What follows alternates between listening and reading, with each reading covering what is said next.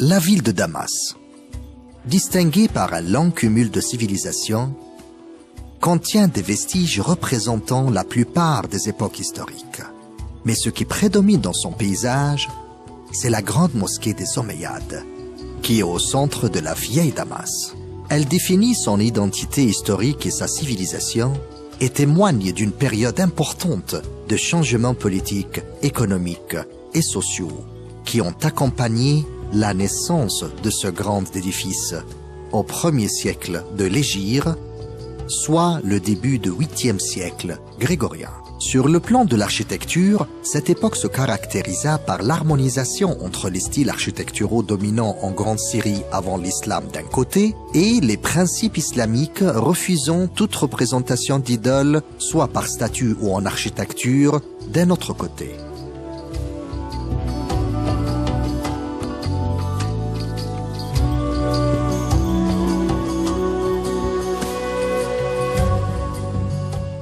Ce lieu était un temple pour les Arméniens, un temple pour leur idole Hadad.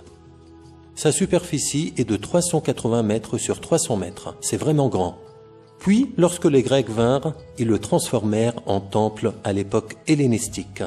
Plus tard, les Romains arrivèrent et le retransformèrent en temple de leur idole Jupiter. Ensuite, Théodose, l'empereur romain, est arrivé. Il reconstruisit cet endroit et en fit une très belle église. L'église de Jean-Baptiste, qui compte parmi les monuments les plus célèbres dans l'histoire romaine.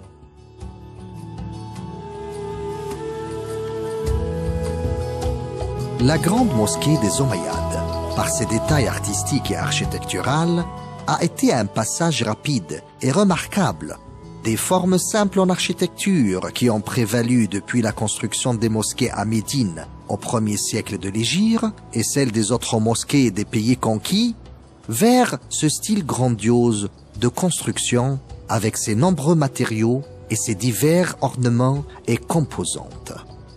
C'est pourquoi cette mosquée a fait l'objet d'un intérêt particulier. Les chrétiens en ont fait une église lorsque la bataille eut lieu et que les musulmans entrèrent en Syrie. Au milieu de cette église, Abu Ubayd ibn Jarrah et Khalid ibn al-Walid se rencontrèrent. Ceux-là entrèrent en conciliation et Khalid pour la conquête. La moitié revint aux musulmans. Les musulmans prirent ce qui était conquis et les Romains prirent la partie objet de la réconciliation. Les musulmans ont conquis les territoires par la guerre et les Romains par la réconciliation. Et voilà l'histoire.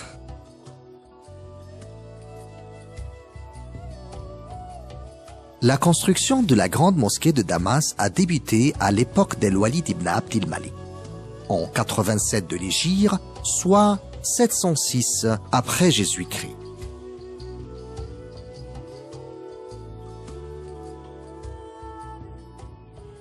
Nous sommes à présent dans la grande mosquée des Omeyyades. La construction de cette grandiose mosquée commença en 87 ou en 86 de l'Hégire. Elle fut achevée en 96 de l'Hégire. Sa construction dura donc 9 ans. Al-Walid ibn Abd al-Malik voulut que la grande mosquée de Damas soit un édifice en concurrence des temples qui se trouvaient sur ce site. On dit que lorsque les musulmans ont conquis Damas, ils s'emparèrent de cet endroit et le transformèrent en mosquée. Mais la réalité est celle que je vais vous raconter. La réalité que les historiens orientaux et occidentaux confirment que lorsque les musulmans conquirent Damas, ils partagèrent ce lieu avec les chrétiens. Mais il faut comprendre qu'ils partagèrent le temple et non pas l'église. C'est-à-dire, ils ont partagé le temple romain et non pas l'église de Jean-Baptiste, comme certains le prétendent.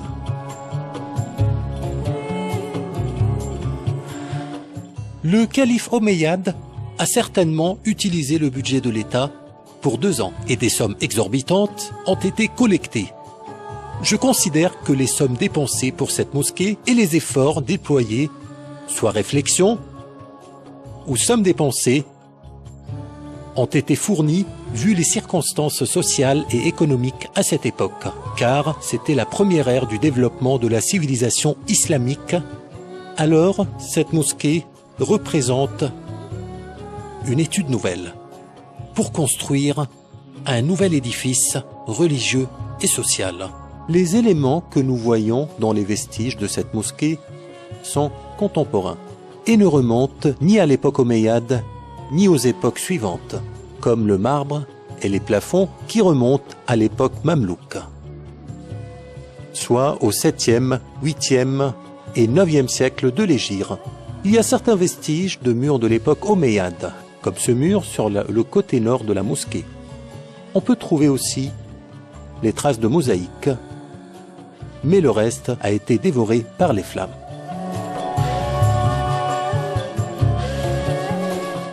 La mosquée omeyyade à Damas est un des monuments de l'architecture islamique. Elle fut construite par El-Walid ibn Abd el-Malik. Ce fut une des chefs-d'œuvre uniques et une des merveilles de l'éternité. La mosquée existe jusqu'à nos jours. Cette mosquée existe toujours. C'est une des mosquées les plus grandioses au monde.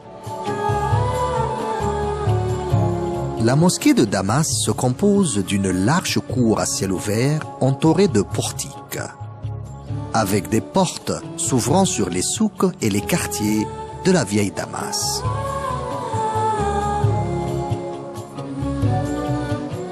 Si on commence par le côté du nord, on trouvera la porte nommée Bab el-Kannasa ou Bab el-Natfaniyin.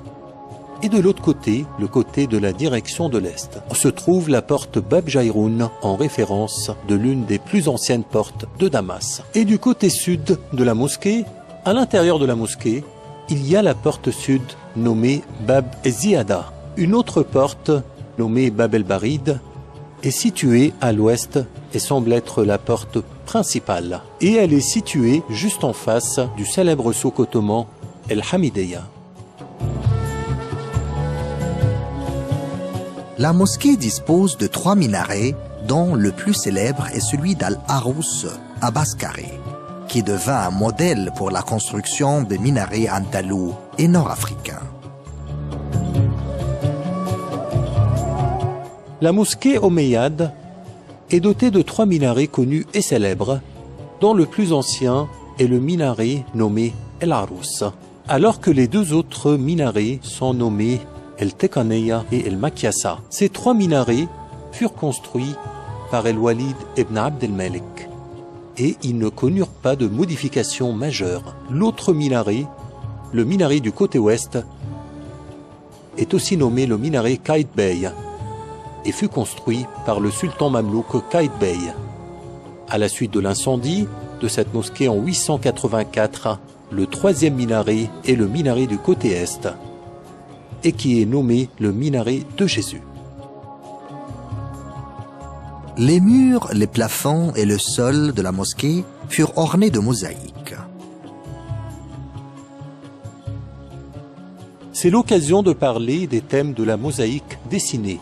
À ce sujet, il y a plusieurs suppositions, dont l'une suggère que cette mosaïque représente tous les pays du monde et représente les arbres fruitiers et non fruitiers. Et d'autres pensent que cette mosaïque, qui a été réalisée sur ordre de Walid ibn Abd el-Malik, représente le paradis. Tout porte à croire que c'est peut-être probable. Mais après des études approfondies et de diverses recherches, on constate que cette mosaïque constitue une œuvre d'une valeur historique inestimable, illustrant les ruelles et les maisons de Damas avant l'invasion des Timurides.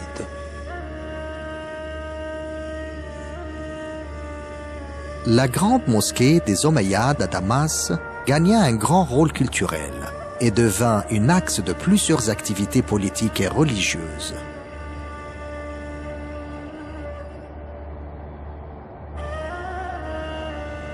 Cette mosquée n'était pas uniquement dédiée à la prière, mais fut une école et une université au vrai sens du terme. Des cours scientifiques étaient tenus dans les différents coins de cette mosquée. Dans chaque coin, un savant enseignait.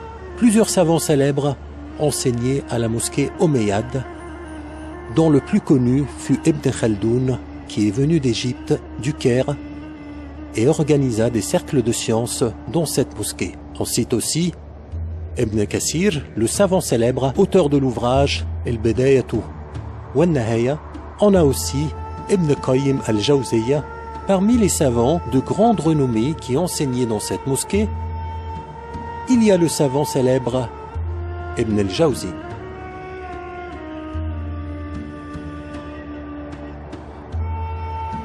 La première architecture de la mosquée de Damas et les grands édifices construits à Jérusalem et à Alep auront un impact sur l'architecture islamique partout et à toutes les époques, et inspireront les architectes qui construisirent les grandes mosquées par la suite, surtout en Andalousie.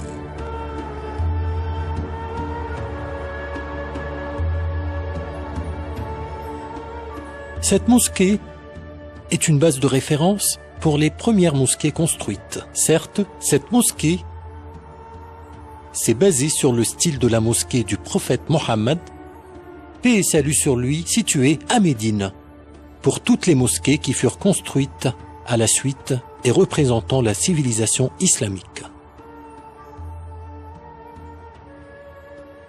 Regardez combien il y a de minarets et de mosquées à Alep. Il y a presque 900 mosquées. Les minarets ont différentes formes. Par exemple, le minaret omeyyade est carré. Le minaret ottoman est conique. On trouve aussi des minarets ottomans qui sont de forme circulaire, avec un dôme de style mamelouk. Ici, devant la tour ayoubide, le minaret est court. La ville d'Alep, au nord de la Syrie, est comme la ville de Damas, contient plein de vestiges architecturaux de diverses époques. Elle fut la capitale de plusieurs États, surtout à l'époque islamique médiévale. Et ce qui illustre la diversité architecturale de la ville est la grande mosquée d'Alep, qui fut construite à l'époque omeyyade. Donc, nous avons remarqué que la mosquée renferme des traces des époques hamdanides, seldjoukides, ayyoubides, mamelouks et ottomanes. Et à vrai dire, cette richesse architecturale, et c'est ce qui a donné de la valeur à la grande mosquée omeyyade d'Alep. La grande mosquée d'Alep est un autre modèle de l'architecture omeyyade. De par ses composantes, elle remonte à diverses époques. Ainsi, elle contient la majorité des styles d'architecture islamique amalgamés. L'histoire de la grande mosquée omeyyade, nommée par les habitants d'Alep la mosquée de Zacharia, sa construction remonte à l'an 96 de l'Hégire. Elle fut probablement construite par Solayman ibn Abdel Malik. Mais on dit aussi que celui qui a ordonné sa construction et celui qui l'a commencé, c'est Walid ibn Abdel Malik, qui a aussi construit la grande mosquée des Omeyyades à Damas.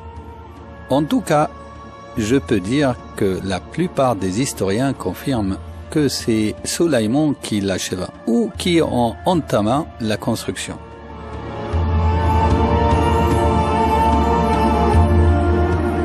La mosquée d'Alep ressemble un peu à celle de Damas, par ses composantes et certains détails.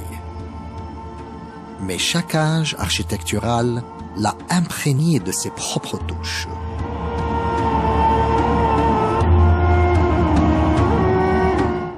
Ce portique, situé dans la grande mosquée omeyyade, représente un des 4 portiques. En fait, elles sont 3 et le 4e côté est le Qibli. Dans cette mosquée, il y a plusieurs éléments architecturaux dont chacun remonte à une époque islamique spécifique.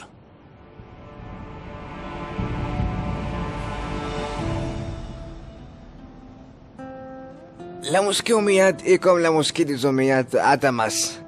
Elle fut, tout comme la mosquée des Omeyyades à Damas, un centre de savoir. Les cours de sciences y sont constamment prodigués.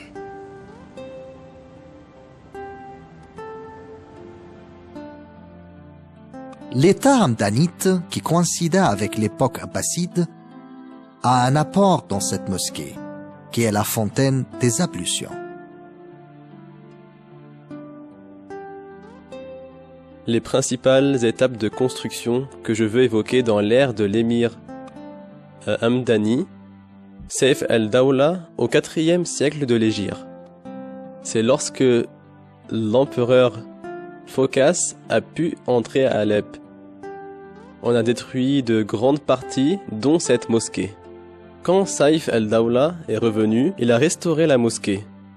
Quand Saif al-Dawla est revenu, il a restauré la mosquée. Jusqu'au début du XXe siècle, il y avait une fontaine pour les ablutions, avec des écritures du nom d'un des courtisans de Saif al-Dawla. Ce dôme remonte donc à 1100 ans.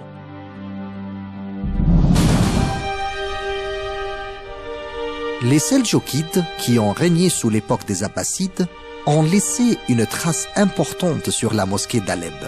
C'est le minaret grandiose, unique en son genre en Grande Syrie.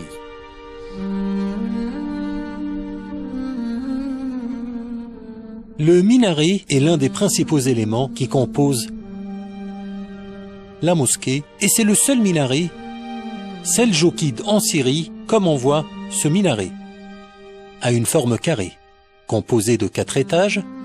Chaque étage diffère de l'autre par ses ornements et ses sculptures. L'histoire nous révèle que l'époque seldjoukide fut marquée par un intérêt particulier, non seulement pour l'édification des mosquées et la construction des minarets, mais aussi à l'architecture en général. Parmi les périodes historiques importantes, l'an 530 de l'Hégire, où la construction de ce minaret fut achevée, ce minaret grandiose est un des plus grands monuments de l'architecture religieuse dans l'absolu. Ce minaret, comme vous le voyez, et tous les gens aussi peuvent l'observer, possède un aspect merveilleux, caractérisé par sa forme carrée et ses ornements de plantes. On y trouve inscrits plusieurs noms des membres de la famille du prophète. Elle comporte des éléments religieux datant de l'époque seldjoukide. Il y a des séries de traces dans la mosquée d'Alep qui remontent aux époques zengides, ayyoubides et mamelouks.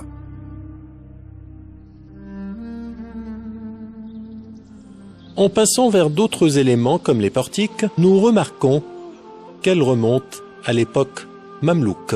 Quant à l'intérieur du côté de la Qibla, le côté sud, alors il y a le mihrab qui remonte à la période Zinki, la période du règne de Noureddin Zinki. D'autres mihrabs se situant sur les côtés remontent à l'époque ayyubide. Les Mamelouks sont entrés directement après Oulagou. On est à l'époque d'Az-Zahir Beybars, d'Al-Mansour Kalaoun et de son fils Mohammed al-Nasir.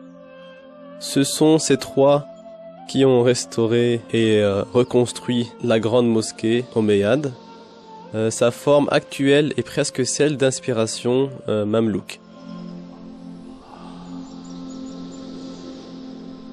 Les Ottomans, eux aussi, ont laissé d'autres traces dans cette mosquée, dans les éléments décoratifs qui couvrent le sol de la cour à ciel ouvert.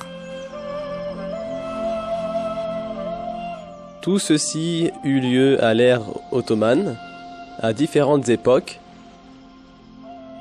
Le hall remonte au XVIIe siècle et les restaurations des galeries à l'époque de Djamil Pacha et à celle du sultan ottoman Abdelhamid II remontent au XIXe siècle. La porte en direction de la Qibla contient des écritures qui rappellent l'époque du sultan Abdelhamid II.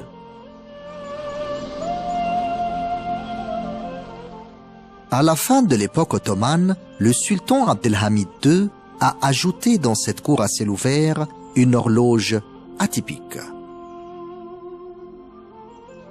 En 1882, Abdelhamid II ordonna de construire une base à l'intérieur de la mosquée. Dans la cour de la mosquée, munie de cercles nommés les cadrans solaires, c'est une horloge qui donne l'heure tout au long de l'année.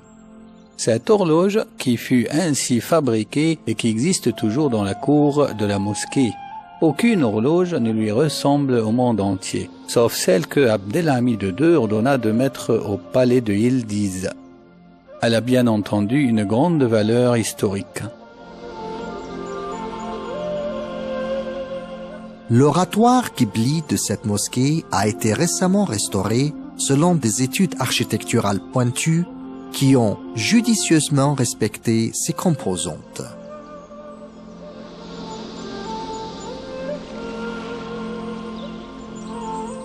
La mise à niveau de la mosquée était en réalité scientifiquement étudiée et à la fin des travaux, un délégué de l'UNESCO est arrivé et évalué les travaux que nous avons accomplis. Il nous a noté à 90% pour cela, car on en a préservé l'aspect historique, pour les pierres, le bois, les couleurs, etc.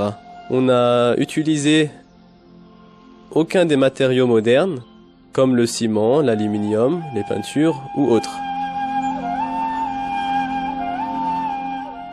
Ces composantes de la mosquée omeyyade d'Alep et l'intérêt dont elle a fait l'objet à travers le temps prouvent son importance culturelle en civilisation.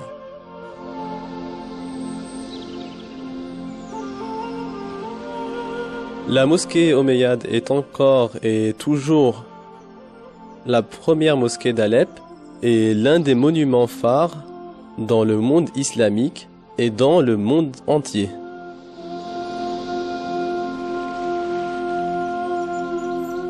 On trouve bien d'autres mosquées omeyyades en Grande Syrie, dont la plus importante est celle du Dôme du Rocher à Jérusalem et l'oratoire Qibli de la mosquée d'Al-Aqsa. Ils construisirent aussi plusieurs mosquées en Jordanie, qui témoignent du grand développement de cette époque-là.